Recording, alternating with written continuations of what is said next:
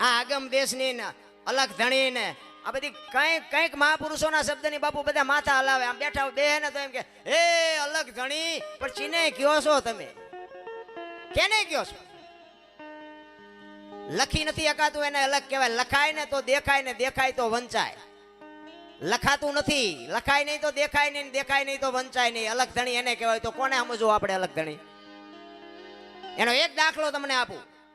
એક કોઈ પણ વ્યક્તિ આમ તેલનો ડબ્બો લઈને આવે અને તમે એને પૂછો કે તેલના ડબ્બાનું શું ભાવ છે, તો એ કહે કે 25 રૂપિયા. હવે તેલના ડબ્બાના 25 છે કે તેલના? તેલ કાઢી લ્યો એટલે ડબ્બાનું શું આવે? નકરા 25 આવે. પણ જો વાત ઉપર ધ્યાન આપજો, ડબ્બાની કોઈ કિંમત નથી, કિંમત તેલની છે. પણ તેલને રાખવા માટે બાપુ ડબ્બાની જરૂર પડે. તેલ કિંમતી છે પણ ડબ્બા વગર બાપુ તેલ રહે નહીં. અને કપાસિયા તેલ હોય, સિંગ તેલ હોય, પામોલી તેલ હોય, જે હોય એ બાપુ લખવું પડે ડબ્બા ઉપર. તેલ ઉપર ન લખાય. તેલનું કિંમત તેલની છે. આ સિંગ તેલ છે એવું તો ડબ્બાને માથે લખવું પડે. તેલની માથે જો લખાતું હોત ને તો અલખનું નામ ન હોત આ દુનિયામાં.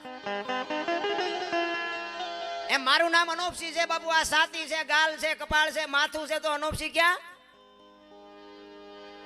ઈ ગોતવા હાટું થઈને હું રખડું છું ને ઈ જડે ને પછી હું તમને નહીં જડું.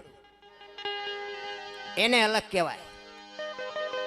ભજનમાં છે ને, ભજન આખી દુનિયા કરે છે બાપુ. કોઈ ખોટા કરે છે એવો મારો દાવો નથી. બધા હારા જ કરે છે, સાચા જ કરે છે, પૈસા લે છે. હું લઉં છું, લ્યો ને. આ તમને કહું, પૈસા વગર પતે એવું નથી.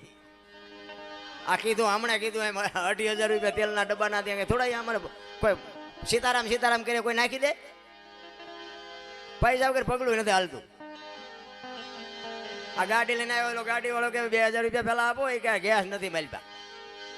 આ એમ ગમે ડે વાતું કરી સામે પાનનો ગલો અને એમ કે માવો દે કે લાવો 10 રૂપિયા. એમ થોડો કે બે ડુવા ગાવી કઈ અમને બે માવો દે. પૈસા જીવન જીવવાનું માધ્યમ, મારો કહેવાનો મિનિંગ. પણ આની જરૂર છે.